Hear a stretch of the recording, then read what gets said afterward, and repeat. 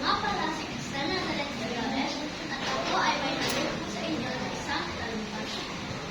Buwangan wika, Pilipino, wikang mapagpalaya. Wika, kung ating pinakasbayan sa madaling baybayin. Ngunit, malaki ang ginagampanan sa pamumuhay ng bawat isa.